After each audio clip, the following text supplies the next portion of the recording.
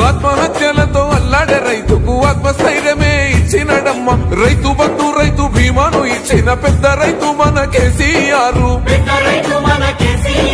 ప్రాజెక్టులెన్నో కట్టినడమ్మ, పంట పొలాలను తడిపినడమ్మ. మిషన్ కోకతీయతో ఊరి చెరువు మత్తడి పారి తీర్చింది కరువు. తొలగించినాడు రకండ నీళ్లు, ఇంటింటికి వచ్చే నల్ల నీళ్లు.